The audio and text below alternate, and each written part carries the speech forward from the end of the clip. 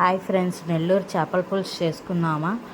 ముందుగా కళాయి పెట్టుకొని ఆ కళాయిలో ధనియాలు, జీలకర్ర, మెంతులు అన్నీ వేసుకొని బాగా ఫ్రై చేసుకోవాలి. బాగా ఫ్రై అయ్యే దాంట్లోని కరివేపాకు కూడా వేసుకొని ఇంకొంచెం బాగా ఫ్రై చేసుకోవాలి. అంటే క్రిస్పీగా అయ్యేటట్టు ఫ్రై చేసుకోవాలి. ఈ ఫ్రై చేసుకునేది ఏదైతే ఉందో అది కావాలంటే మనం దంచుకోవచ్చు, లేదు అంటే మిక్సీకైనా వేసి ఆడుకోవచ్చు.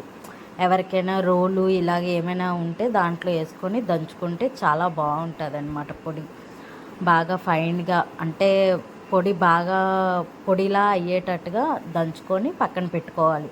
ఇప్పుడు దీన్ని పక్కన పెట్టుకొని ఎర్రగడ్డలు, టమాటీలు, పచ్చిమిర్చి, కొత్తిమీర, కరివేపాకు, మామిడికాయ తురుముకొని పక్కన పెట్టుకోవాలి. ఆ తర్వాత చింతపండు పులుసు కూడా ఆడుకొని పక్కన పెట్టుకోవాలి.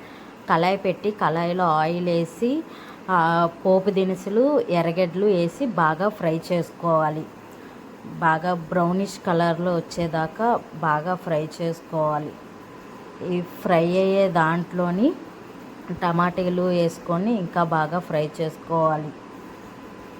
టమాటీలు కూడా వేసుకొని బాగా ఫ్రై చేసుకొని పెట్టుకోవాలన్నమాట. కట్ చేసుకునే టమాటీలు కూడా వేసుకొని ఫ్రై చేసుకోవాలి. బాగా మెత్తగా ఉడికేటట్టుగా ఫ్రై చేసుకోవాలన్నమాట. మెత్తగా ఫ్రై అయ్యే దాంట్లోనే కరివేపాకు, కొత్తిమీర కూడా వేసుకొని కొంచెంసేపు ఫ్రై చేసుకొని పెట్టుకోవాలన్నమాట. ఇది ఎంతలా ఫ్రై అవ్వాలి అంటే కర్రీ టేస్ట్ అంత లెవెల్గా రావాలి, అంతలాగా ఫ్రై చేసుకోవాలన్నమాట. మరీ మాడిపోయేటట్టు ఫ్రై చేసుకోకుండా మీడియంగా ఫ్రై చేసుకోవాలి. ఫ్రై చేసుకునే దాంట్లోని చింతపండు పులుసు, మనకి చింతపండు పులుసు చేపల బట్టి ఉంటుంది అన్నమాట. మనం ఎంత చేపలు తీసుకుంటే అంత పులుసు కేజీ అయితే ఒక 1/4 కేజీ ఇలాగా వేసుకోవాలన్నమాట.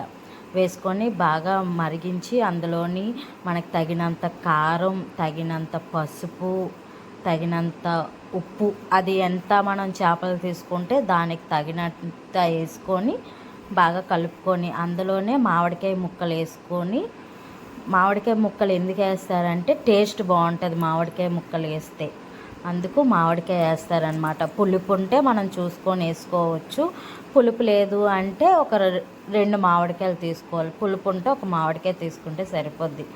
ఇవన్నీ వేసుకొని ఉప్పు చూసుకొని ఫస్ట్లోనే ఉప్పు చూసుకోవాలి, ఎంత సరిపోద్దో చూసుకొని ఉప్పు వేసుకొని బాగా కలిసిన తర్వాత అందులోనే చేపలు వేసుకొని ఉడికించుకుంటే బాగుంటుంది అన్నమాట. అంటే మనం కేజీ తీసుకుంటే చేపలు కేజీకి తగ్గట్టుగా పులుపు అన్నీ వేసుకొని మనం ముందే ముక్కలు ఉడకక ముందే మనం టేస్ట్ చూసుకోవాలి.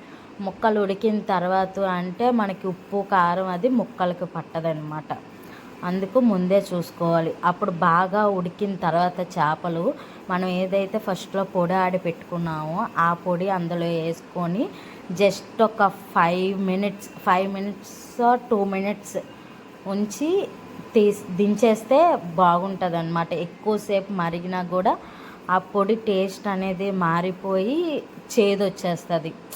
లైక్ మనం ధనియాలు, మెంతులు ఇవన్నీ వేస్తున్నాం కాబట్టి టేస్ట్ మారిపోద్ది అనమాట. మనకి ఎంత టైం 2 మినిట్స్ ఉంచితే సరిపోద్ది. 2 మినిట్స్ తర్వాత స్టవ్ ఆపేసుకొని దీంట్లో రాగి సంగటి కానీ అన్నం ఇంకా రైస్ కన్నా రాగి సంగటి అయితే చాలా బాగుంటుంది అనమాట. ఈసారి ఎప్పుడైనా రాగి సంగటి కూడా చేసి ఈసారి చేపల పులుసు ఇలా ట్రై చేయండి ఫ్రెండ్స్, బాగా వస్తుంది నెల్లూరు స్టైల్ చేపల పులుసు. లైక్